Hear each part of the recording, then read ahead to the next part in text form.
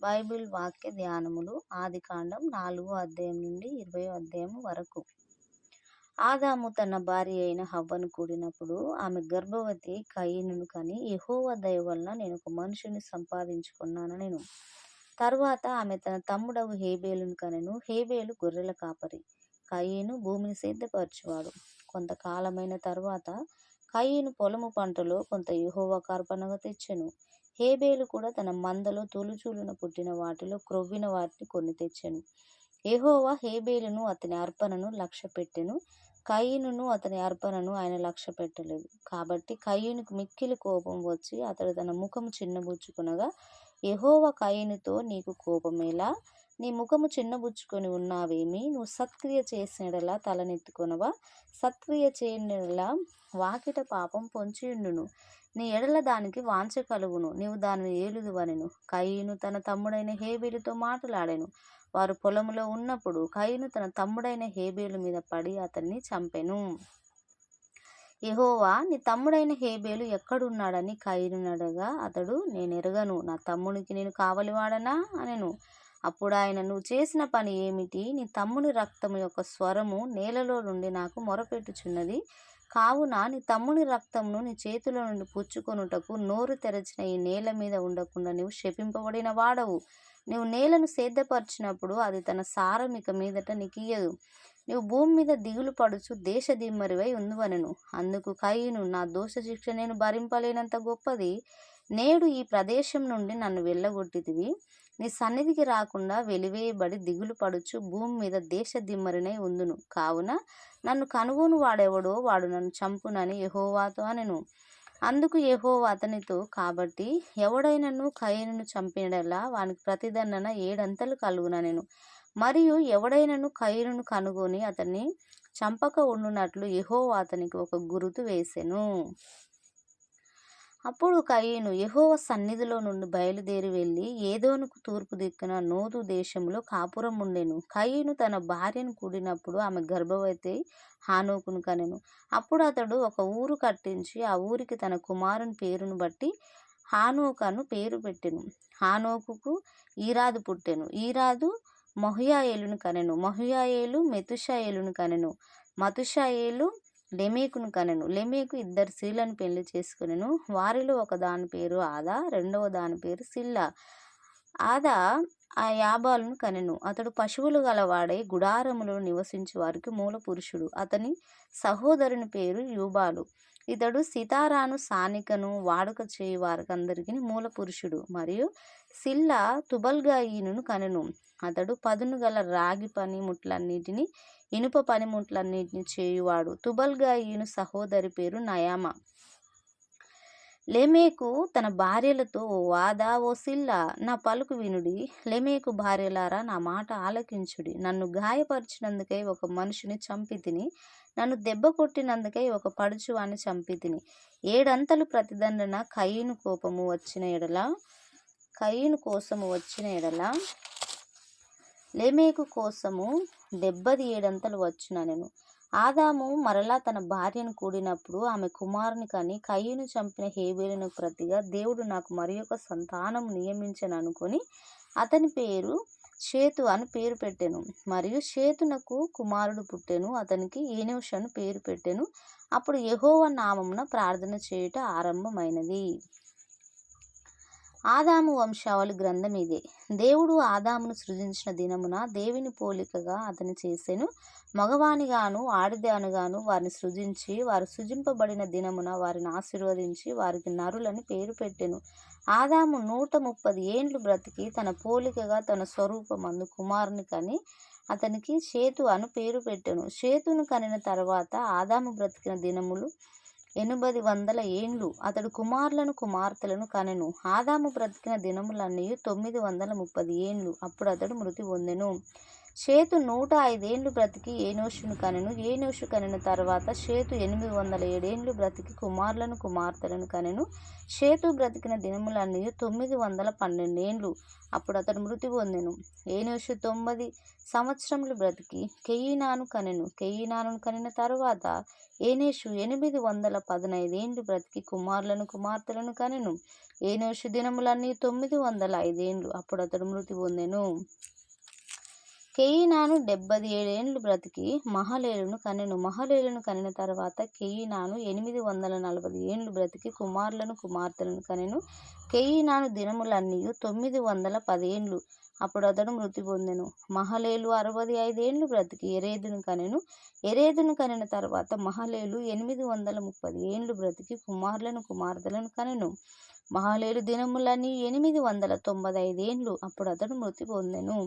ఎరేదు 162 ఏండ్లు బ్రతికి హానోకును కనెను. హానోకును కనిన తర్వాత ఎరేదు 800 ఏండ్లు బ్రతికి కుమారులను కుమార్తెలను కనెను. ఎరేదు దినములన్నీ 962 ఏండ్లు. అప్పుడు అతడు మృతి పొందెను. హానోకు 65 ఏండ్లు బ్రతికి మెతుషెలాను కనెను. హానోకు మెతుషెలాను కనిన తర్వాత 300 ఏండ్లు దేవునితో నడుచుచు కుమారులను కుమార్తెలను కనెను. హానోకు దినములన్నీ 365 ఏండ్లు. హానోకు దేవునితో నడిచిన తరువాత దేవుడు అతన్ని తీసుకొని పోయాను గనుక అతడు లేకపోయెను. మెతుషెల 187 ఏండ్లు బ్రతికి లెమేకును కనెను. మెతుషెల లెమేకును కనిన తర్వాత 782 ఏండ్లు బ్రతికి కుమారులను కుమార్తెలను కనెను. మెతుషెల దినములన్నీ 969 ఏండ్లు. అప్పుడు అతడు మృతి పొందెను. లెమేకు 182 ఏండ్లు బ్రతికి ఒక కుమారుని కని భూమిని యెహోవా శపించినందువలన కలిగిన మన చేతుల కష్టం విషయంలోను మన పని విషయంలోను ఇతడు మనకు నెమ్మది కలుగజేయుననుకొని అతనికి నోవాహు అని పేరు పెట్టెను. లెమేకు నోవాహును కనిన తర్వాత 195 ఏండ్లు బ్రతికి కుమారులను కుమార్తెలను కనెను. లెమేకు దినములన్నీ 777 ఏండ్లు. అప్పుడు అతడు మృతి పొందెను. నోవాహు 500 ఏండ్లు గలవాడై షేమును హామును యాపేతును కనెను. నరులు భూమి మీద విస్తరింపనారంభించిన తరువాత కుమార్తెలు వారికి పుట్టినప్పుడు దేవుని కుమారులు నరుల కుమార్తెలు చక్కని వారిని చూచి వారందరిలో తమకు మనసు వచ్చిన స్త్రీలను వివాహము చేసుకొనిరి. అప్పుడు యెహోవా నా ఆత్మ నరులతో ఎల్లప్పుడూ వాదించదు. వారు తమ అక్రమ విషయంలో నరమాత్రులై ఉన్నారు. అయినను వారి దినములు 120 ఏండ్లగునెను. ఆ దినములలో నెఫీలీలను వారు భూమి మీద నుండిరి. తర్వాత ఉండిరి. దేవుని కుమారుల నరుల కుమార్తెలు పోయినప్పుడు వారికి పిల్లలను కనిరి. పూర్వకాలమందు పేరు పొందిన శూరులు వీరే. నరుల చెడుతనం భూమి మీద గొప్పదనియు వారి హృదయం యొక్క తలంపులలోని ఊహ అంతయు ఎల్లప్పుడూ కేవలం చెడ్డదనియు యెహోవా చూచి తాను భూమి మీద నరులను చేసినందుకు యెహోవా సంతాపము నుండి తన హృదయములో నొచ్చుకొనెను.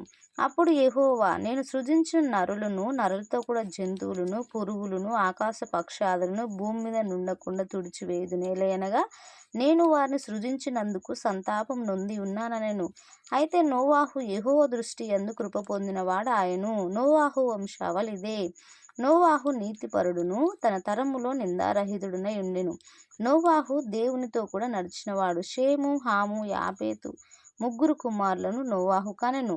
భూలోకము దేవుని సన్నిధిని చెడిపోయి ఉండెను. భూలోకము బలాత్కారంతో నిండి ఉండెను. దేవుడు భూలోకమును చూచినప్పుడు అది చెడిపోయి ఉండెను. భూమి మీద సమస్త శరీరులు తమ మార్గమును చెరిపివేసుకొని ఉండిరి.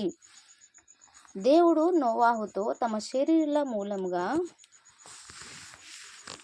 భూమి బలాత్కారంతో నిండి ఉన్నది గనుక నా సన్నిధిని వారి అంతము వచ్చి ఉన్నది.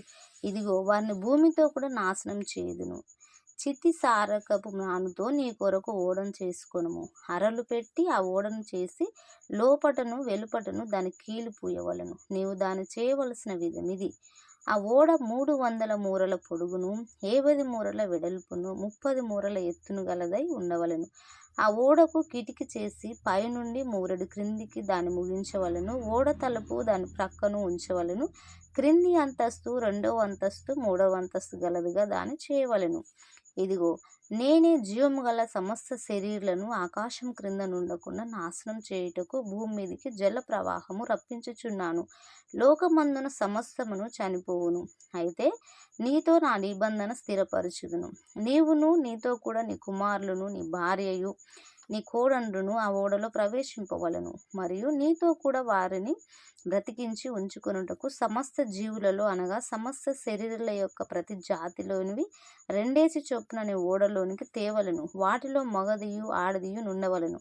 నీవు వాటిని బ్రతికించి ఉంచుకొనుటకై వాటి జాతుల ప్రకారము పక్షులలోను, వాటి జాతుల ప్రకారం జంతువులలోను, వాటి జాతుల ప్రకారం నీళ్లను ప్రాకు వాటన్నిటిలోను ప్రతి జాతిలో రెండేసి చొప్పున నీ యొద్దకు అవి వచ్చును. మరియు తినుటకు నానా విధములైన ఆహార పదార్థములను కూర్చుకొని నీ దగ్గర ఉంచుకునుము. అవి నీకును వాటికిని ఆహారమగునని చెప్పెను. నోవాహు అట్లు చేసెను. దేవుడు అతనికి ఆజ్ఞాపించిన ప్రకారం యావత్తు చేసెను. యెహోవా ఈ తరము వారిలో నీవే నా ఎదుట నీతిమంతుడవై ఉండుట చూచితిని గనుక నీవును నీ ఇంటి వారును ఓడలో ప్రవేశించుడి.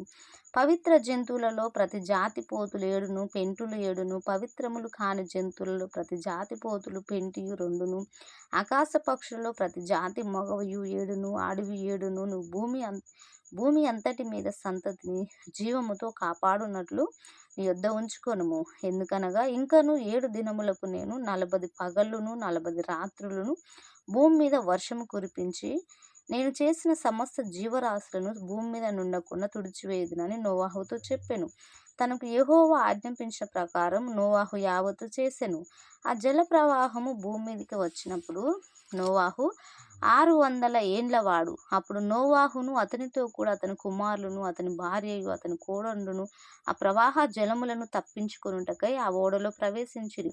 దేవుడు నోవాహునకు ఆజ్ఞాపించిన ప్రకారము పవిత్ర జంతువులలోను అపవిత్ర జంతువులలోను పక్షులలోను నేలను ప్రాకు వాటన్నిటిలోను మగదియు ఆడదియు జతలు జతలుగా ఓడలో నున్న నోవాహు నొద్దకు చేరెను. 7 దినములైన తరువాత ఆ ప్రవాహ జలములు భూమి మీదికి వచ్చెను. నోవాహు వయస్సు యొక్క 600 సంవత్సరములు 2వ నెల 17వ దినమున మహా అగాధ జలముల ఊటలన్నీయు ఆ దినమందే విడువబడెను. ఆకాశము తూములు విప్పబడెను. 40 పగళ్ళును 40 రాత్రులను ప్రచండ వర్షం భూమి మీద కురిసెను. ఆ దినమందే నోవాహును నోవాహు కుమారులకు షేమును హామును యాపేతును నోవాహు భార్యయు వారితో కూడా అతని 3 కోడండ్రును ఆ ఓడలో ప్రవేశించిరి. వీరే కాదు, ఆయా జాతుల ప్రకారం ప్రతి మృగమును, ఆయా జాతుల ప్రకారం ప్రతి పశువును, ఆయా జాతుల ప్రకారం నేల మీద ప్రాకు ప్రతి పురుగును, ఆయా జాతుల ప్రకారం ప్రతి పక్షియు, నానా విధములైన రెక్కలు గల ప్రతి పిట్టయు ప్రవేశించెను. జీవాత్మ గల సమస్త శరీరంలో రెండేసి ఓడలో ఉన్న నోవాహు నొద్ద ప్రవేశించెను. ప్రవేశించినవన్నీయు దేవుడు అతనికి ఆజ్ఞాపించిన ప్రకారము సమస్త శరీరులలో మగదియు ఆడదియు ప్రవేశించెను. అప్పుడు యెహోవా ఓడలో అతని మూసివేసెను. ఆ జల ప్రవాహము 40 దినములు భూమి మీద నుండగా జలములు విస్తరించి ఓడను తేలచేసినందున అది భూమి మీద నుండి పైకి లేచెను. జలములు భూమి మీద ప్రచండముగా ప్రబలి మిక్కిలి విస్తరించినప్పుడు ఓడ నీళ్ల మీద నడిచెను. ఆ ప్రచండ జలములు భూమి మీద అత్యధికముగా ప్రబలినందున ఆకాశమంతటి క్రిందనున్న గొప్ప పర్వతములన్నీ మునిగిపోయెను. 15 మూరల ఎత్తున నీళ్లు ప్రచండముగా ప్రబలెను గనుక పర్వతములను మునిగిపోయెను. అప్పుడు పక్షులేమి, పశువులేమి, మృగములేమి, భూమి మీద ప్రాకు పురుగులేమి, భూమి మీద సంచరించు సమస్త శరీరులేమి, సమస్త నరులేమి చచ్చిపోయిరి. పొడి నేల మీదనున్న వాటన్నిటిలో నాసికా రంధ్రములలో జీవాత్మ సంబంధమైన ఊపిరి గలవన్నీ చనిపోయెను. నరులతో కూడా పశువులను, పురుగులను, ఆకాశ పక్షులను, నేల మీదనున్న జీవరాశులన్నీ తుడిచివేయబడెను. అవి భూమి మీద నుండకుండా తుడిచివేయబడెను. నోవాహును అతనితో కూడా ఆ ఓడలో నున్నవన్నీ మాత్రం మిగిలి ఉండెను. 180 దినముల వరకు నీళ్లు భూమి మీద ప్రచండముగా ప్రబలెను.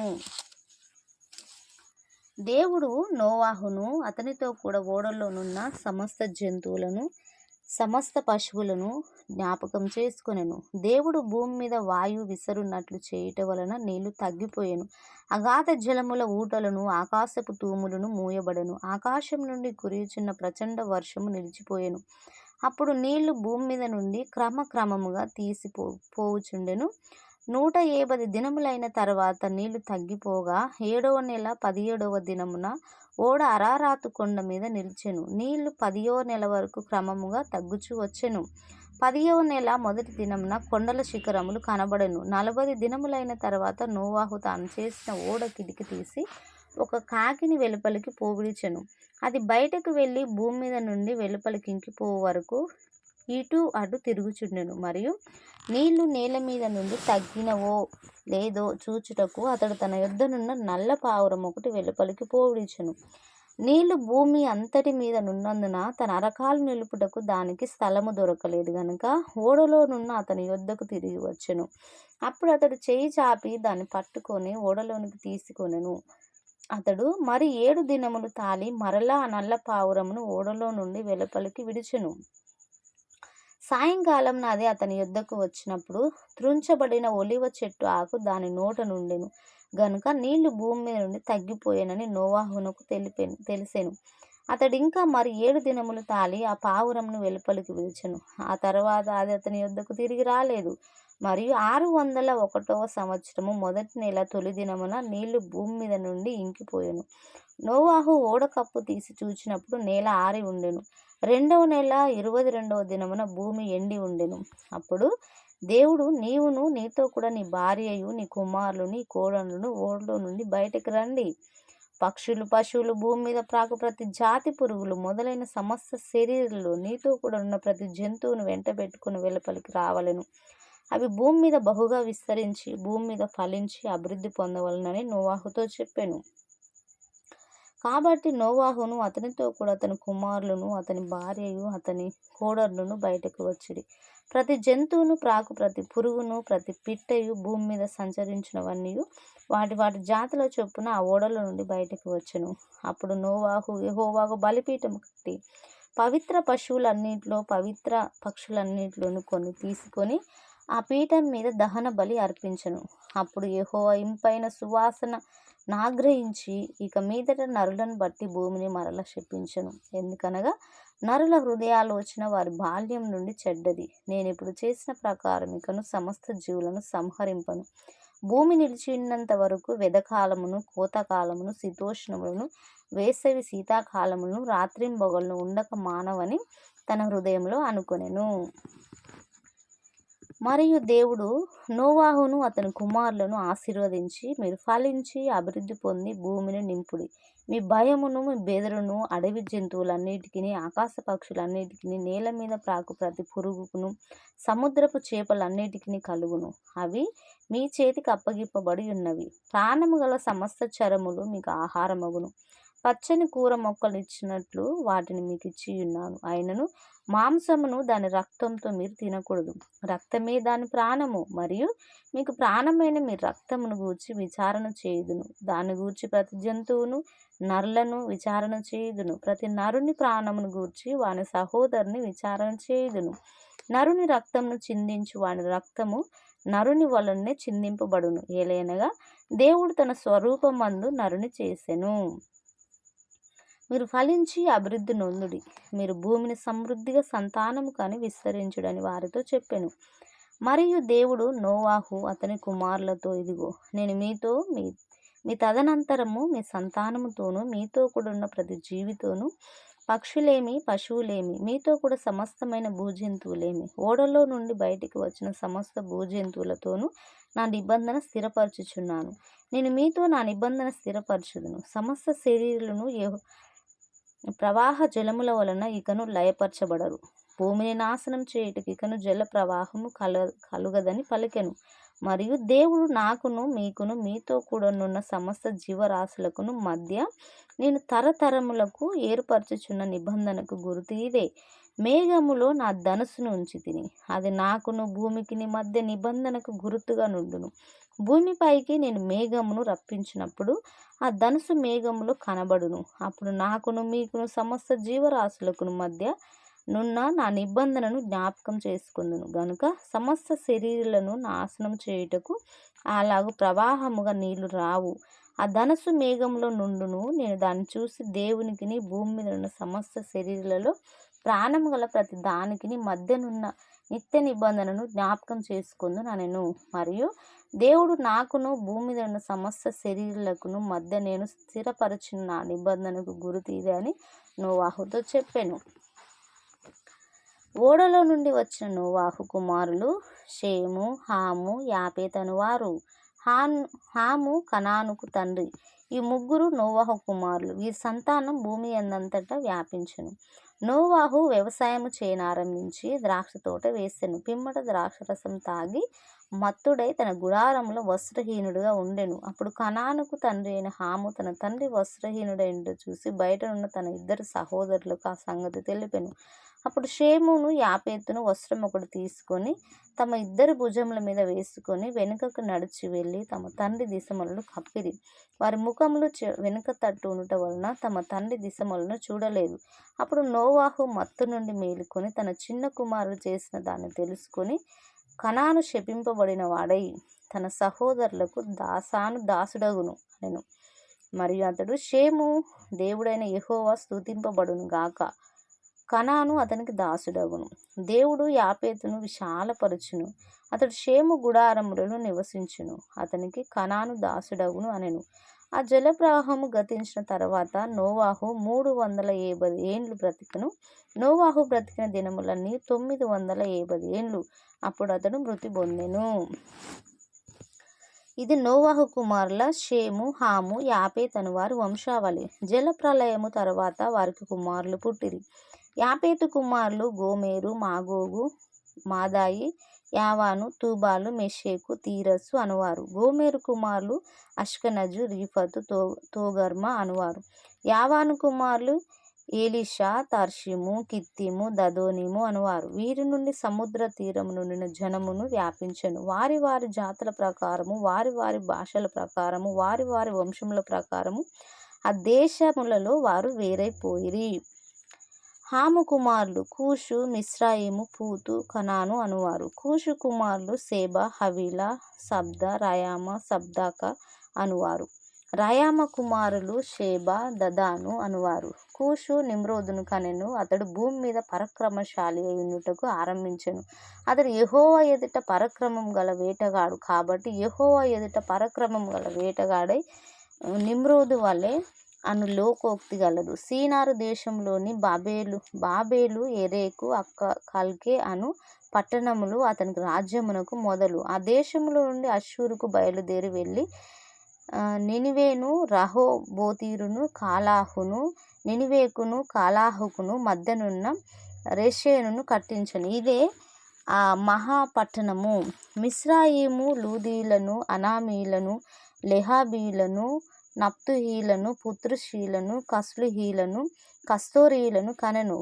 ఫిలిస్తీయులు కస్లుహీలలో నుండి వచ్చిన వారు.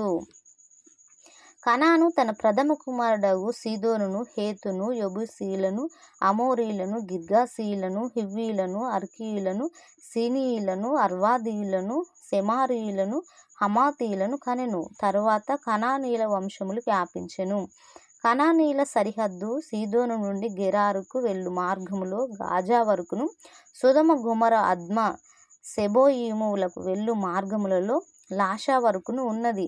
వీరు తమ తమ వంశముల ప్రకారము, తమ తమ జాతుల ప్రకారము, తమ తమ దేశములను బట్టి, జాతులను బట్టి హాము కుమారులు. మరియు ఏబేరు యొక్క కుమారులందరికీ పితరుడును పెద్దవాడైన యాపేతు సహోదరుడగు షేముకు కూడా సంతానం పుట్టెను.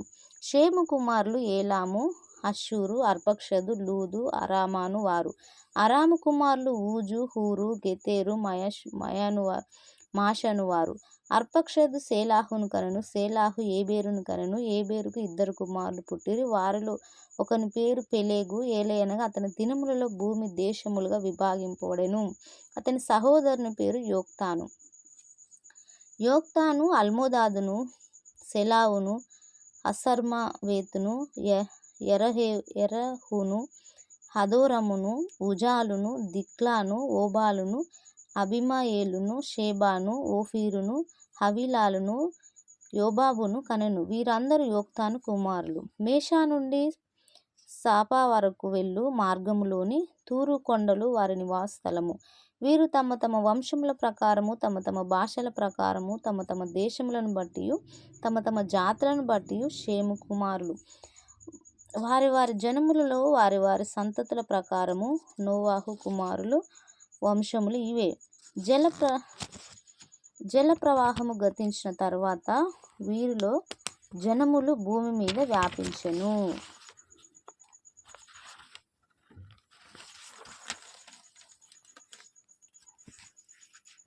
భూమి ఎందంతటా ఒక్క భాషయు ఒక్క పలుకును ఉండెను. వారు తూర్పున ప్రయాణమై పోచుండగా సీనారు దేశమందొక మైదానం వారికి కనబడెను. అక్కడ వారు నివసించి, మనము ఇటుకలు చేసి బాగా కాల్చుదాం రండని ఒకరితో ఒకడు మాట్లాడుకొనిరి.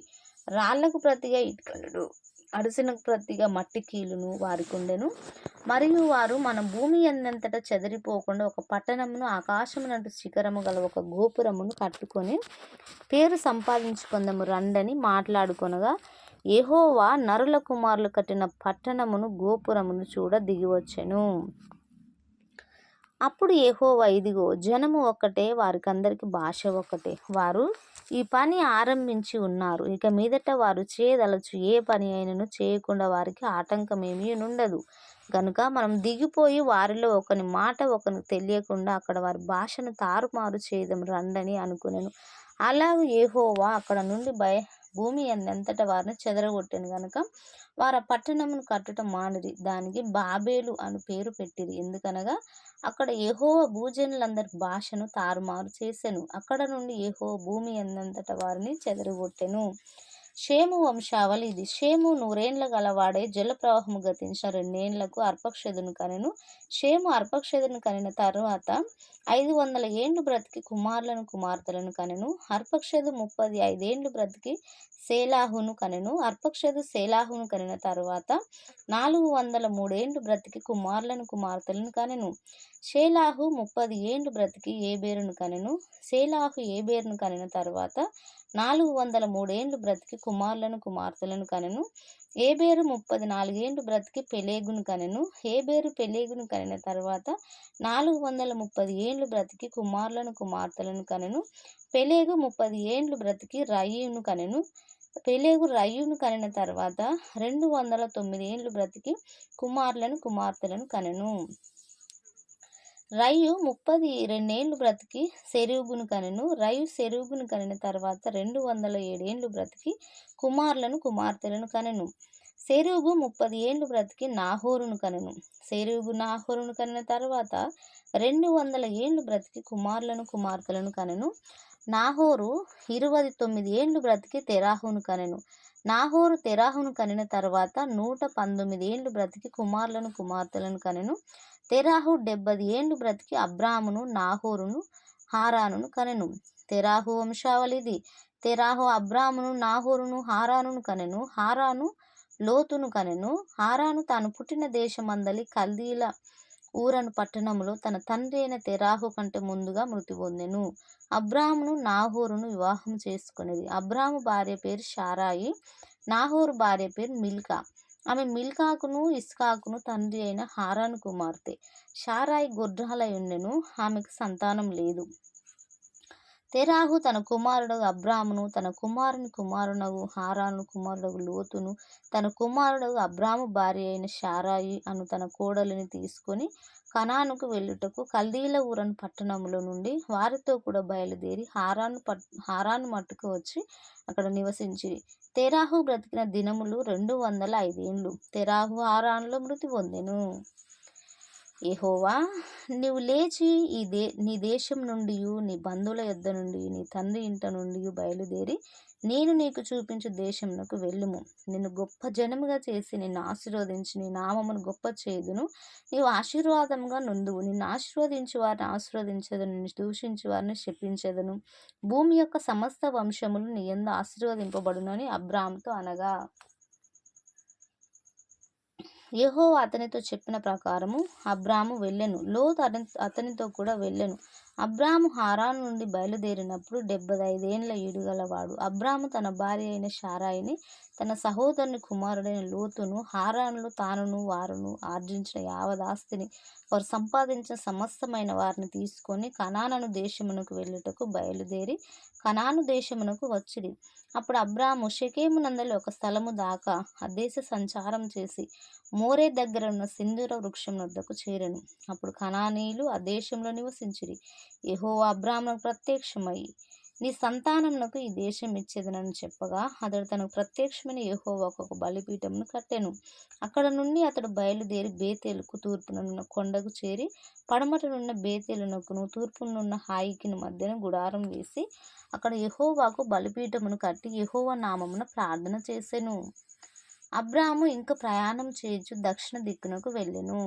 అప్పుడు ఆ దేశంలో కరువు వచ్చెను. ఆ దేశంలో కరువు భారంగా నున్నందున అబ్రాము ఐగుప్తు దేశంలో నివసించుటకు అక్కడికి వెళ్ళెను. అతడు ఐగుప్తులో ప్రవేశించుటకు సమీపించినప్పుడు అతడు తన భార్య అయిన శారాయితో, ఇదిగో, నువ్వు చక్కని దానవని ఎరుగుదును. ఐగుప్తులు నిన్ను చూసి, ఈమె అతని భార్య అని చెప్పి నన్ను చంపి నేను బ్రతకనిచ్చెదరు. నీ వలన నాకు మేలు కలుగునట్లు, నిన్ను బట్టి నిన్ను బ్రతుకున్నట్లును నీవు నా సహోదరువని దయచేసి చెప్పుమనెను. అబ్రాము ఐగుప్తులో చేరినప్పుడు ఐగుప్తులో ఆ స్త్రీ మిక్కిలి సౌందర్యవతి అయి ఉండుట చూచిరి. ఫరో యొక్క అధిపతులు ఆమెను చూసి ఫరో ఎదుట ఆమెను పొగిడిరి గనుక ఆ స్త్రీ ఫరో ఇంటికి తేబడెను. అతడు ఆమెను బట్టి అబ్రామునకు మేలు చేసెను. అందువలన అతని గొర్రెలు, గొడ్లు, మగగాడిదలు, దాసులు, పనికత్తెలు, ఆడిగాడిదలు, ఒంటెలు ఇయ్యబడెను. అయితే యెహోవా అబ్రాము భార్య అయిన శారాయిని బట్టి ఫరోను అతని ఇంటి వారిని మహావేదనల చేత బాధించెను. అప్పుడు ఫరో అబ్రామును పిలిపించి, నీవు నాకు చేసినది ఏమిటి? ఈమె నీ భార్య అని నాకెందుకు తెలుపలేదు? ఈమె నా సహోదరిని ఎలా చెప్పితివి? నేను ఆమెను నా భార్యగా చేసుకుందునేమో. అయితేనేమి, ఇదిగో నీ భార్య, ఈమెను తీసుకొని పొమ్మని చెప్పాను. మరియు ఫరో అతని విషయమై తన జనులకు ఆజ్ఞాపించినందున వారు అతని భార్యను అతనికి కలిగిన సమస్తమును పంపివేసిరి. అబ్రాము తన కలిగిన సమస్తమును, తన భార్యను, తనతో కూడా ఉన్న లోతును వెంటబెట్టుకొని ఐగుప్తు నుండి నెగేబునకు వెళ్ళెను. అబ్రాము వెండి బంగారం పశువులను కలిగి బహు ధనవంతుడై ఉండెను. అతడు ప్రయాణం చేయుచు దక్షిణం నుండి బేతేలు వరకు, అనగా బేతేలునకును హాయికిని మధ్య తన గుడారం మొదట ఉన్న స్థలమునకు వెళ్ళి తాను మొదట బలిపీఠం కట్టిన చోట చేరెను. అక్కడ అబ్రాము యెహోవా నామమున ప్రార్థన చేసెను. అబ్రాముతో కూడా వెళ్ళిన లోతుకును గొర్రెలు, గొడ్లు, గుడారములు ఉండెను గనుక వారు కలిసి నివసించుటకు ఆ ప్రదేశము చాలకపోయెను. ఎందుకనగా వారి ఆస్తి వారు కలిసి నివసించలేనంత విస్తారమై ఉండెను. అప్పుడు అబ్రాము పశువుల కాపరులకును లోతు పశువుల కాపరులకును కలహము పుట్టెను. ఆ కాలమందు కనానీయులు, పెరిజ్జీయులు ఆ దేశంలో కాపురముండిరి. కాబట్టి అబ్రాము, మనం బంధువులము గనుక నాకును నీకును నా పశువుల కాపరులకు నీ పశువుల కాపరులకు కలహం ఉండకూడదు. ఈ దేశమంతయు నీ ఎదుటనున్నది గదా, దయచేసి నన్ను విడిచి వేరుగా నుండుము. నువ్వు ఎడమ తట్టునకు వెళ్ళినెడలా నేను కుడి తట్టునకును, నువ్వు కుడి తట్టునకు వెళ్ళినెడలా నేను ఎడమ తట్టునకు వెళ్ళుదునని లోతుతో చెప్పగా, లోతు తన కన్నులెత్తి యొర్దాను ప్రాంతమంతటిని చూసెను.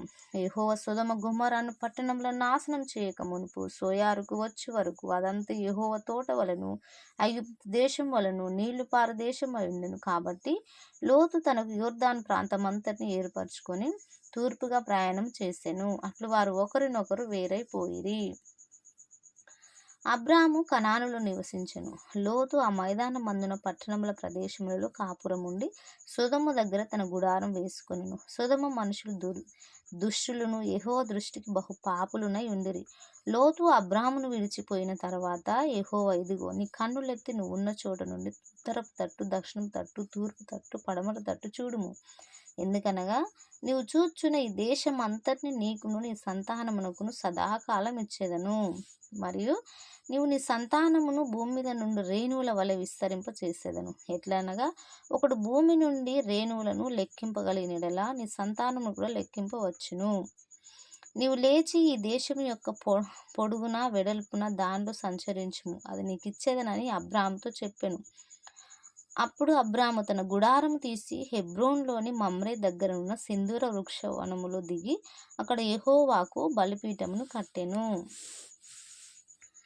సీనారు రాజైన అమ్రాపేలు, ఎల్లాసారు రాజైన అర్యోకు, ఏలాము రాజైన కదొర్లయమేరు, గోయిల రాజైన తీదాలు అనువారి దినములలో వారు సొదొమ రాజైన బెరాతోను, గొమొర్రా రాజైన బిర్షాతోను, అద్మా రాజైన సీనాబుతోను, సెబోయిల రాజైన షెమెబేరుతోను, సోయారును బెలరాజుతోను యుద్ధం చేసిరి. వీరందరూ ఉపసముద్రమైన సిద్దీము లోయలో ఏకముగా కూడి 12 సంవత్సరములు కదొర్లాయోమెరుకు లోబడి 13వ సంవత్సరమున తిరుగుబాటు చేసిరి. 14వ సంవత్సరమున కదొర్లాయోమెరును అతనితో కూడిన రాజులను వచ్చి అస్తారోత్ కర్నాయిములో రెఫాయీయులకు, హాములో జూజీయులను, షావే కిర్యతాయిము మైదానములో హేమీయులను కొట్టిరి. మరియు హోరీయులను అరణ్యము దగ్గరున్న ఎల్పారాను వరకు తరిమి శేయీరు పర్వత ప్రదేశములో వారిని కొట్టిన తరువాత తిరిగి కాదేషను ఏన్మిష్పతుకు వచ్చి అమాలేకుల దేశమంతటిని, హసస్వోన్ తామారులో కాపురమున్న అమోరీయులను కూడా కొట్టిరి. అప్పుడు సొదొమ రాజును, గొమొర్రా రాజును, అద్మా రాజును, సెబోయిము రాజును, సోయారును బెలరాజును బయలుదేరి సిద్దీము లోయలో వారితో అనగా ఏలాము రాజైన కదొర్లాయోమెరు, గోయిల రాజైన తీదాలు, సీనారు రాజైన అమ్రాపేలు, ఎల్లాసారు రాజైన అర్యోకు అను నలుగురితో ఆ 5గురు రాజులు యుద్ధం చేసిరి. ఆ సిద్దీము లోయలో విస్తారమైన మట్టి కీలు గుంటలు ఉండెను. సొదొమ గొమొర్రా రాజులు పారిపోయి వాటిలో పడిరి. శేషించిన వారు కొండకు పారిపోయిరి. అప్పుడు వారు సొదొమ గొమొర్రాల ఆస్తి యావత్తును, వారి భోజన పదార్థములన్నీ పట్టుకొని పోయిరి. మరియు అబ్రాము సహోదరుని కుమారుడైన లోతు సొదొమలో కాపురముండెను గనుక అతనిని, అతని ఆస్తిని పట్టుకొని పోగా తప్పించుకొనిన ఒకడు వచ్చి హెబ్రీడైన అబ్రామునకు ఆ సంగతి తెలిపెను. అప్పుడు అతడు ఎష్కోలు సహోదరుడును, ఆనేరు సహోదరుడైన మమ్రే అను అమోరీయును ఏలోను వనములో కాపురముండెను. వీరు అబ్రాహాముతో నిబంధన చేసుకొనిన వారు. అబ్రాము తన తమ్ముడు చెరపట్టబడినని విని తన ఇంట పుట్టిన అలవరచబడిన 318 మండురుని వెంటబెట్టుకొని దాను మట్టుకు ఆ రాజులను తరిమెను. రాత్రివేళ అతడును అతని దాసులను వారికి ఎదురుగా మొనలు తీర్చి వారిని కొట్టి దమస్కునకు ఎడమ తట్టున హోబా మట్టుకు తరిమి ఆస్తి యావత్తు తిరిగి తెచ్చి తన తమ్ముడైన లోతును, అతని ఆస్తిని, స్త్రీలను, ప్రజలను తిరిగి తీసుకొని వచ్చెను. అప్పుడు కదొర్లాయోమెరును అతనితో కూడనున్న రాజులు ఓడించి తిరిగి వచ్చినప్పుడు సొదొమ రాజు అతన్ని ఎదుర్కొనుటకు రాజు లోయను షావే లోయ మట్టుకు బయలుదేరి వచ్చెను. అప్పుడు మరియు షాలేము రాజైన మెల్కీషెదెకు రొట్టెలు, ద్రాక్షరసం తీసుకొని వచ్చెను. అతడు సర్వోన్నతుడు దేవునికి యాజకుడు. అప్పుడు అతడు అబ్రామును ఆశీర్వదించి, ఆకాశమునకు భూమికిని సృష్టికర్త అయిన సర్వోన్నతుడైన దేవుని వలన అబ్రాము ఆశీర్వదింపబడును గాక అనియు, నీ శత్రువులను నీ చేతికి అప్పగించిన సర్వోన్నతుడగు దేవుడు స్తుతింపబడును గాక అనియు చెప్పెను. అప్పుడు అతడు అన్నిటిలో అతనికి 10వ వంతు ఇచ్చెను. సొదొమ రాజు మనుషులను నాకిచ్చి ఆస్తి నీవే తీసుకొనుము అబ్రాముతో చెప్పగా, అబ్రాము నేనే అబ్రామును ధనవంతునిగా చేసేదనని నీవు చెప్పకుండానట్లు ఒక నూలు పోగైనను చెప్పుల వారైనను నీ వాటిలో ఏదైనను తీసుకొననని ఆకాశమునకు భూమికిని సృష్టికర్తయుడు సర్వోన్నతుడగు దేవుడునైన యెహోవా ఎదుట నా చెయ్యి ఎత్తి ప్రమాణం చేసి ఉన్నాను. అయితే ఈ పడుచువారు భుజించినది తప్ప నాతో కూడా వచ్చిన ఆనేరు, ఎష్కేలు, మమ్రే అను వారికి ఏవేవి భాగములు రావలెనో ఆయా భాగములు మాత్రం వారిని తీసుకొననిమ్మని సొదొమ రాజుతో చెప్పెను. ఇవి జరిగిన తర్వాత యెహోవా వాక్యము అబ్రామునకు దర్శనమందు వచ్చి, అబ్రామా, భయపడకుము, నేను నీ కేడెము, నీ బహుమానమును అత్యధికమగునని చెప్పెను. అందుకు అబ్రాము, ప్రభువైన యెహోవా నాకేమి ఇచ్చిననేమి, నేను సంతానము లేనివాడని పోవుచున్నానే.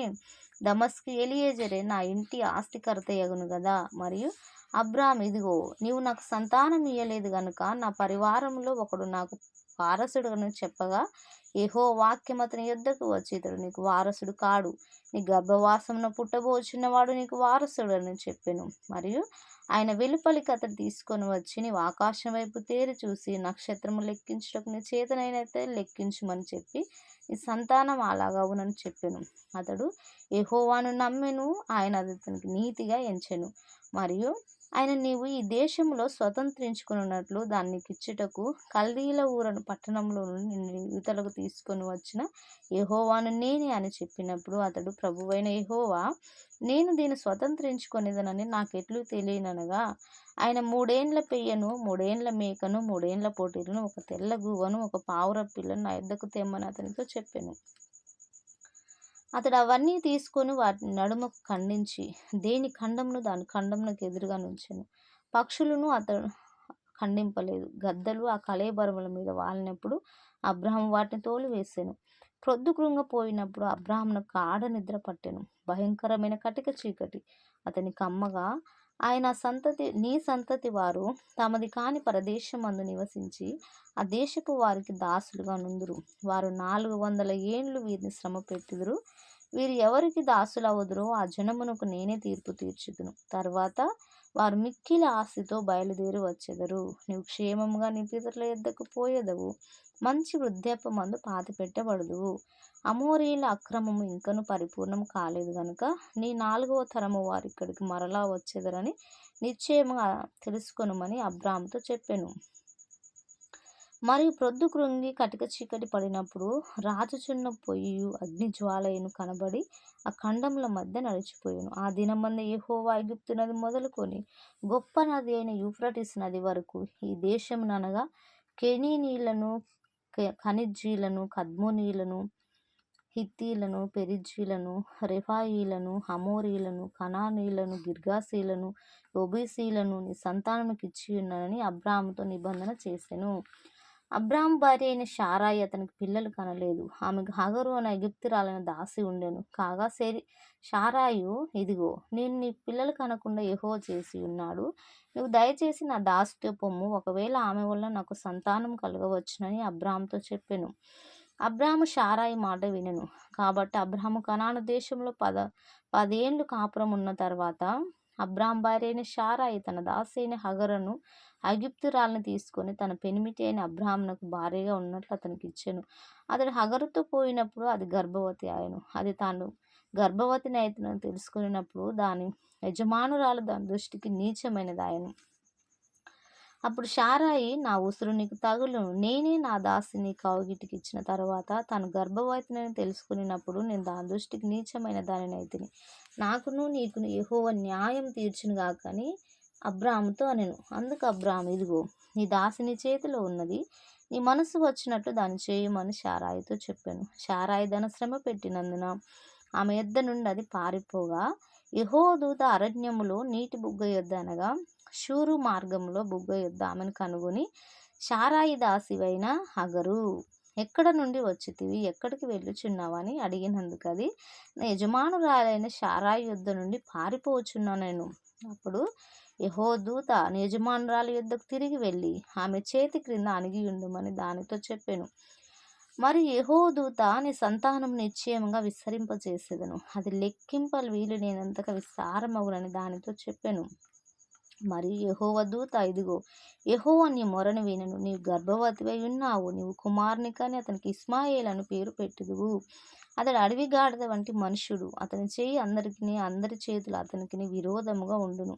అతడు తన సహోదరులందరి ఎదుట నివసించునని దానితో చెప్పగా, అది చూచున్న దేవుడు నీవే అని పేరు తనతో మాట్లాడున్న యెహోవాకు పెట్టెను. ఏలయనగా నన్ను చూచిన వాడిని నేను ఇక్కడ చూచితిని గనుక అని అనుకొనెను.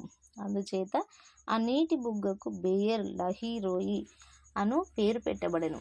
అది కాదేశునకును బెరేదుకును మధ్యనున్నది. తర్వాత హగరు అబ్రాహామున కుమారుని కనెను. అబ్రాము హగరు కన్న తన కుమారునికి ఇష్మాయేలు అని పేరు పెట్టెను. హగరు అబ్రామునకు ఇష్మాయేలును కనినప్పుడు అబ్రాము 86 ఏండ్ల గలవాడు. అబ్రాము 99 ఏండ్ల వాడైనప్పుడు యెహోవా అతనికి ప్రత్యక్షమై, నేను సర్వశక్తి గల దేవుడను, నా సన్నిధిలో నడుచుచు నిందారహితుడవై ఉండుము. నాకును నీకును మధ్య నా నిబంధనను నియమించి నిన్ను అత్యధికముగా అభివృద్ధి పొందించదనని అతనితో చెప్పెను. అబ్రాము సాగిలి పడి ఉండగా దేవుడు అతనితో మాట్లాడి, ఇదిగో, నేను నియమించిన నా నిబంధన నీతో చేసి ఉన్నాను. నీవు అనేక జనములకు తండ్రి వగుదువు. మరియు ఇక మీదట నీ పేరు అబ్రాహాము అనబడదు, నిన్ను అనేక జనములకు తండ్రినిగా నియమించింది కనుక నీ పేరు అబ్రహాము. అనబడును. నీకు అత్యధికముగా సంతానాభివృద్ధి కలుగజేసి నీలో నుండి జనములు వచ్చినట్లు నియమించుదును. రాజులు నీలో నుండి వచ్చెదరు. నేను నీకును నీ తర్వాత నీ సంతానమునకును నీ దేవుడనై ఉన్నట్లు నాకును నీకును నీ తర్వాత వారి తరములలో నీ సంతతికి మధ్య నా నిబంధనను నిత్య నిబంధనగా స్థిరపరిచేదను.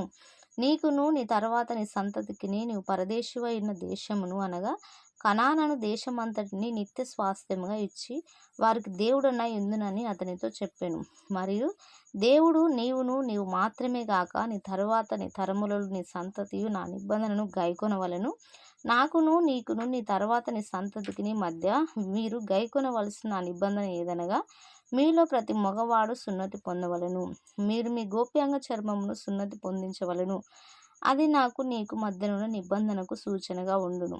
8 దినముల వయసు గలవాడు అనగా నీ ఇంట పుట్టిన వాడైనను నీ సంతానమును కాని అన్ని నీ యొద్ద వెండితో కొనబడిన వాడైనను నీ తరములలో ప్రతి మగవాడు మీలో సున్నతి పొందవలెను. నీ ఇంట పుట్టినవాడును వెండితో కొనబడిన వాడును తప్పక సున్నతి పొందవలెను. అప్పుడు నా నిబంధన నీ శరీరం మందు నిత్య నిబంధనగా ఉండును. సున్నతి పొందని మగవాడు అనగా ఎవని గోప్యాంగ చర్మము సున్నతి చేయబడదు అట్టివాడు తన జనుల నుండి కొట్టివేయబడును. వాడు తన నిబంధనను మీరియున్నాడని అబ్రాహాముతో చెప్పెను. మరియు దేవుడు నీ భార్య అయిన శారాయి పేరు శారాయి అనవద్దు, ఏలైనగా ఆమె పేరు శారా. నేను ఆమెను ఆశీర్వదించి ఆమె వలన నీకు కుమారుని కలుగజేసేదను. నేను ఆమెను ఆశీర్వదించెదను. ఆమె జనములకు తల్లి అయి ఉండును. జనముల రాజులు ఆమె వలన కలుగుదురని అబ్రహాముతో చెప్పెను. అప్పుడు అబ్రహాము సాగిలపడి నవ్వి 100 ఏండ్ల వానికి సంతానం కలుగునా, 90 ఏండ్ల శార కనునా అని మనసులో అనుకొనెను. అబ్రహాము ఇస్మాయేలు నీ సన్నిధిని బ్రతుకను అనుగ్రహించుము అని దేవునితో చెప్పగా, దేవుడు నీ భార్య అయిన శారాయి నిశ్చయము నీ కుమారుని కనును. నీవు అతనికి ఇస్సాకు పేరు పెట్టుదువు. అతని తర్వాత అతని సంతానం కొరకు నిత్య నిబంధనగా నా నిబంధనను అతనితో స్థిరపరిచేదను. ఇస్మాయేలును గూర్చి నీవు చేసిన మనవి నేను వింటిని. ఇదిగో నేను అతన్ని ఆశీర్వదించి అతనికి సంతానాభివృద్ధి కలుగజేసి అత్యధికముగా అతని విస్తరింప చేసేదను. అతడు 12 మంది రాజులను కనును. అతని గొప్ప జనముగా చేసేదను. అయితే వచ్చు సంవత్సరము ఈ కాలమందు శారా నీ కనబో ఇస్సాకుతో నా నిబంధన స్థిరపరిచేదనని చెప్పాను. దేవుడు అబ్రహాముతో మాట్లాడుతూ చాలించిన తర్వాత అతని యుద్ధ నుండి పరమునకు వెళ్ళెను. అప్పుడు అబ్రహాము తన కుమారుడైన ఇస్మాయిల్ను, తన ఇంట పుట్టిన వారినందరినీ, తన వెండితో కొనబడిన వారందరినీ, అబ్రహాము ఇంటి మనుషులలో ప్రతి వానిని పట్టుకొని దేవుడు తనతో చెప్పిన ప్రతి ప్రకారము ఆ దినమందే వారి వారి గోప్యాంగ చర్మమున సున్నతి చేసెను. అబ్రహాము గోప్యాంగ చర్మము సున్నతి చేయబడినప్పుడు అతడు 99 ఏండ్ల వాడు. అతని కుమారుడైన ఇస్మాయిలు గోప్యాంగ చర్మము సున్నతి చేయబడినప్పుడు అతడు 13 ఏండ్ల వాడు. ఒక్క దినమందే అబ్రహామును అతని కుమారుడైన ఇస్మాయిల్ను సున్నతి పొందిరి. అతని ఇంట పుట్టిన వారును అన్నిని యొద్ద వెండితో కొనబడిన వారును అతని ఇంట్లోని పురుషులందరూ అతనితో కూడా సున్నతి పొందిరి. మరియు మమ్రే దగ్గరున్న సింధూర వనములో అబ్రహాము ఎండవేళ గుడారపు ద్వారమున కూర్చుని ఉన్నప్పుడు యెహోవా అతనికి కనబడెను. అతడు కన్నులెత్తి చూచినప్పుడు 3 మనుషులు అతని ఎదుట నిలువబడి ఉండిరి. అతడు వారిని చూసి గుడారపు వాకిటి నుండి వారిని ఎదుర్కొనుటకు పరిగెత్తి నేల మట్టుకు వంగి, ప్రభువా, నీ కటాక్షం నా మీద నున్న యెడల ఇప్పుడు నీ దాసుని దాటిపోవద్దు. నేను కొంచెం నీళ్లు తెప్పించదను. దయచేసి కాళ్ళు కడుక్కొని ఈ చెట్టు క్రింద అలసట తీర్చుకొనుడి. కొంచెం ఆహారం తెప్పించదను. మీ ప్రాణములను బలపరుచుకొనుడి. తర్వాత మీరు వెళ్ళవచ్చును.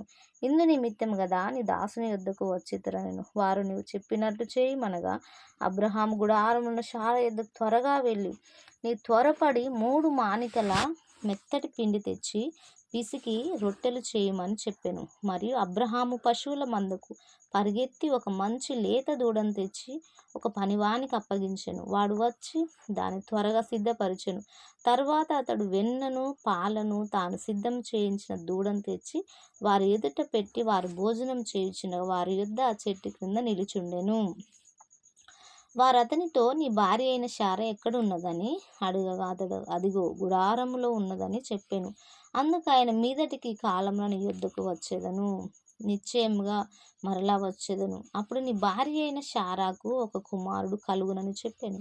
శారా ఆయన వెనుక నుండిన గుడారపు ద్వారమందు వినుచుండెను. అబ్రహామును శారాయును బహుకాలం గడిచిన వృద్ధులై ఉండిరి. స్త్రీ ధర్మము శారాకు నిలిచిపోయాను గనుక శారా నేను బలము ఉడిగిన దాననై తర్వాత నాకు సుఖము కలుగున నా యజమానుడు వృద్ధుడై ఉన్నాడు కదా అని తనలో నవ్వుకొనెను. అంతటా యెహోవా అబ్రహాముతో, వృద్ధురాలనైన నేను నిశ్చయముగా ప్రసవించెదనా అని శారా నవ్వనేలా? యెహోవాకు అసాధ్యమైనది ఏదైనా ఉన్నదా? మీదటికి ఈ కాలమున నిర్ణయ కాలమందు నీ యొద్దకు తిరిగి వచ్చేదను. అప్పుడు శారాకు కుమారుడు కలుగుననెను. శారా భయపడి నేను నవ్వలేదని చెప్పగా ఆయన అవును నీవు నవ్వితివనెను. అప్పుడు ఆ మనుషులు అక్కడి నుండి లేచి సొదొమ తట్టు చూసిరి. అబ్రహాము వారిని సాగనంపుటకు వారితో కూడా వెళ్ళెను. అప్పుడు యెహోవా నేను చేయబో కార్యము అబ్రహామునకు దాచెదనా? అబ్రహాం నిశ్చయముగా బలము గల గొప్ప జనమగును. అతని మూలముగా భూమిలోని సమస్త జనములను ఆశీర్వదింపబడును. ఎట్లనగా యెహోవా అబ్రహామును గూర్చి చెప్పినది అతని కలుగజేయునట్లు తరువాత తన పిల్లలను తన ఇంటి వారును నీతి న్యాయములు జరిగించుచు యెహోవా మార్గమును గైకొనుటకు అతడు వారికి ఆజ్ఞాపించినట్లు నేను అతన్ని ఎరిగి ఉన్నానెను. మరియు యెహోవా సొదొమ గొమొర్రాలను గూర్చిన మొర గొప్పది గనుకను వాటి పాపం బహు భారమైనది గనుకను నేను దిగిపోయి నా యొద్దకు వచ్చిన ఆ మొర చొప్పుననే వారు సంపూర్ణంగా చేసిరో లేదో చూచెదను. చేయని యెడల నేను చేసి తెలుసుకొందుననెను. ఆ మనుషులు అక్కడ నుండి తిరిగి సొదొమ వైపుగా వెళ్ళిరి. అబ్రహాం ఇంకా యెహోవా సన్నిధిని నిలిచుండెను. అప్పుడు అబ్రహాము సమీపించి ఇట్లనెను, దుష్టులతో కూడా నీతిమంతులను నాశనం చేయుదువా? ఆ పట్టణంలో ఒకవేళ 70 మంది నీతిమంతులు ఉండేలా దానిలో ఉన్న 70 మంది నిమిత్తమును 70 మంది నీతిమంతుల నిమిత్తము ఆ పట్టణమును నాశనం చేయక కాయవా? ఆ చొప్పున చేసి దుష్టులతో కూడా నీతిమంతులను చంపుటకు నీకు దూరం అవునుగాక. నీతిమంతుని దుష్టునితో సమముగా ఎంచుట నీకు దూరం అవునుగాక. సర్వలోకములకు తీర్పు తీర్చువాడవు, న్యాయం చేయువాడవు అని చెప్పినప్పుడు యెహోవా సొదొమ పట్టణములో 70 మంది నీతిమంతులు నాకు కనబడినెడల వారిని బట్టి ఆ స్థలం అంతటిని కాయుదుననెను. అందుకు అబ్రహాము, ఇదిగో ధూళియు బూడిదయునైన నేను ప్రభువుతో మాట్లాడ తెగించుచున్నాను. 70 మంది నీతిమంతులు ఒకవేళ 5 తక్కువైతే 5 తక్కువైనందున ఆ పట్టణం అంతా నాశనం చేయుదువా అని మరలా అడిగాను. అందుకు ఆయన అక్కడ 45 నాకు కనబడిన నాశనం చేయననెను. అతడు ఇంకా ఆయనతో మాట్లాడుచు ఒకవేళ అక్కడ 40 మంది కనబడుదురేమో అనినప్పుడు ఆయన ఆ 40 మందిని బట్టి నాశనం చేయక ఉందునని చెప్పగా అతడు ప్రభువు కోపపడినలా నేను మాట్లాడేదను. ఒకవేళ అక్కడ 30 మంది కనబడుదురేమో అనినప్పుడు ఆయన అక్కడ 30 మంది నాకు కనబడినలా నాశనం చేయనెను.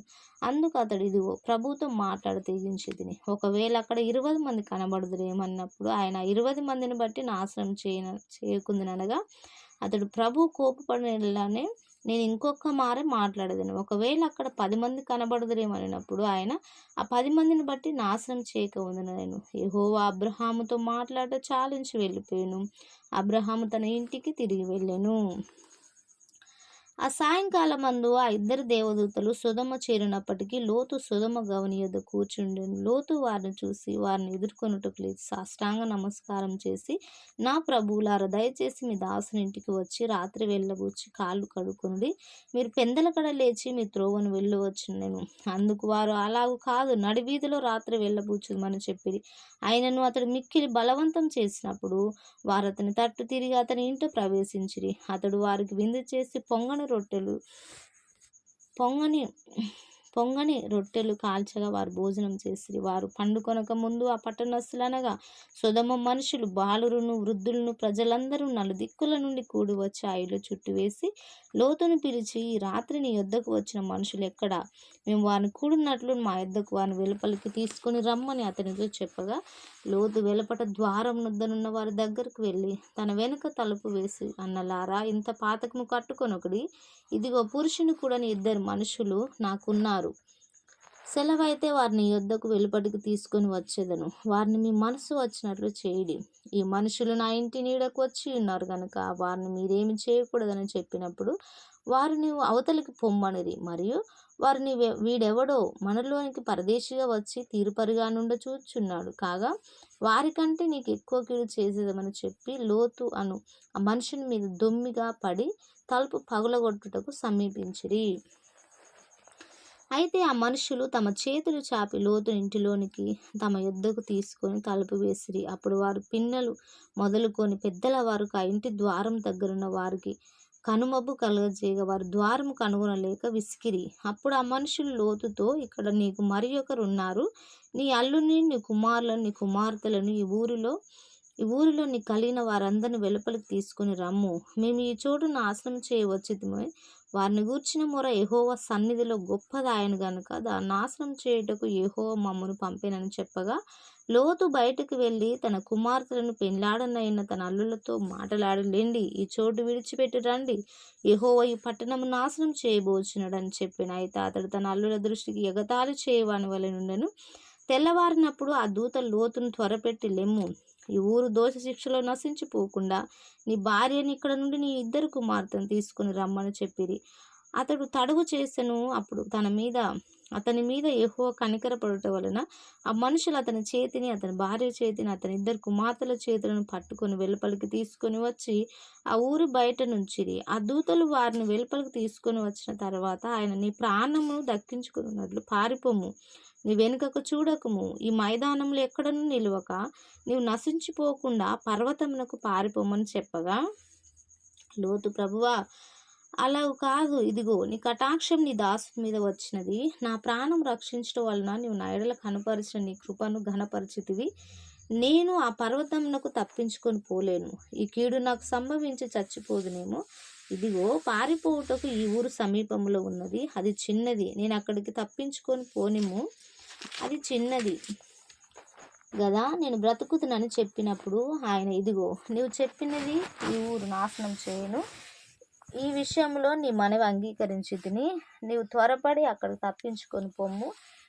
నీవు అక్కడ చేరు వరకు నేనేమి చేయలేను. అందుచేత ఆ ఊరికి సోయారు అని పేరు పెట్టబడెను. లోతు సోయారుకు వచ్చినప్పుడు ఆ దేశంలో సూర్యుడు ఉదయించెను.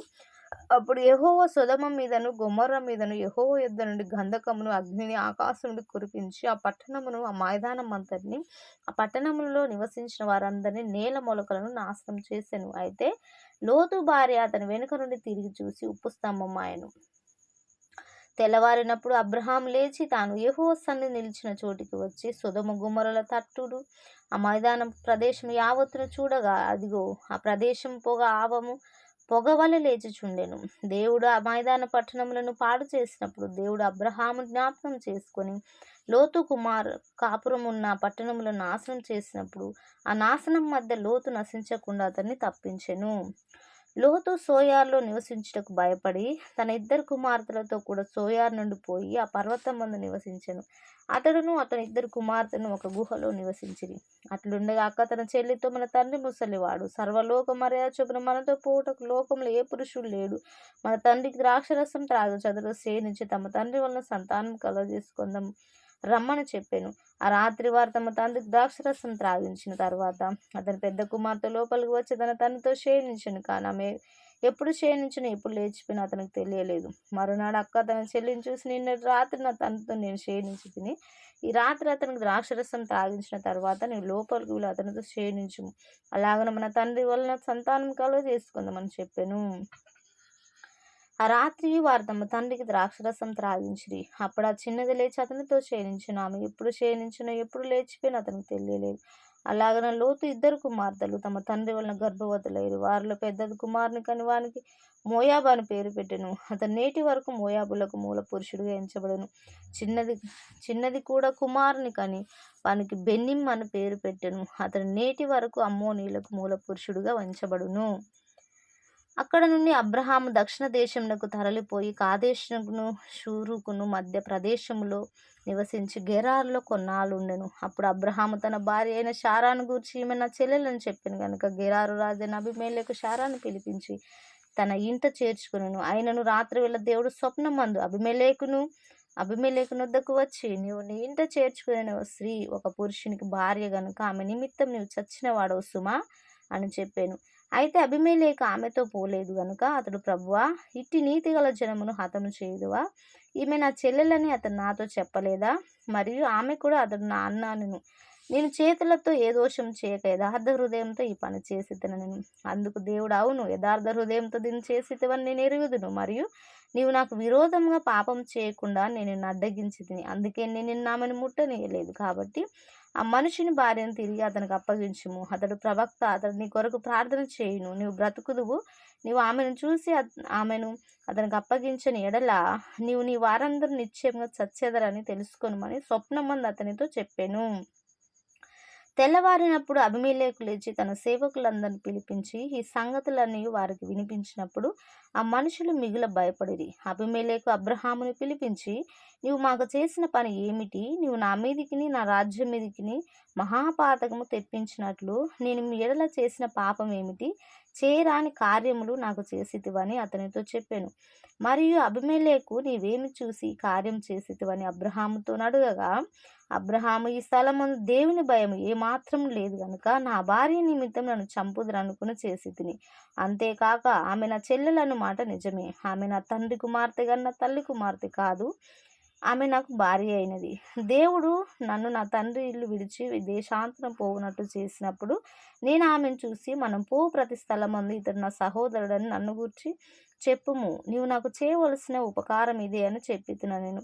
అబీమెలెకు గొర్రెలను గొడ్లను దాసదాసి జనులను రప్పించి అబ్రహాముకిచ్చి అతని భార్య అయిన శారాను అతనికి తిరిగి అప్పగించెను. అప్పుడు అబీమెలెకు, ఇదిగో, నా దేశం నీ ఎదుటనున్నది, నీకు ఇష్టమైన స్థలమందు కాపురం ఉండుమనెను. మరియు అతడు శారాతో, ఇదిగో, నీ అన్నకు నేను 1000 రూపాయలు ఇచ్చి ఉన్నాను. ఇది నీ యొద్దనున్న వారందరి దృష్టికి ప్రాయశ్చిత్తం అనుటకై ఇది నీ పక్షముగా ఇచ్చి ఉన్నాను. ఈ విషయమంతటిలో నీకు న్యాయం తీరిపోయినదనెను. అబ్రహాము దేవుని ప్రార్థింపగా దేవుడు అబీమెలెకును అతని భార్యను అతని దాసీలను బాగు చేసెను. వారు పిల్లలు కనిరి. ఏలయనగా అబ్రహాము భార్య అయిన శారాను బట్టి దేవుడు అబీమెలెకు ఇంటిలో ప్రతి గర్భమును మూసి ఉండెను. దేవుడు వాక్యం దీవించును గాక. ఆమేన్.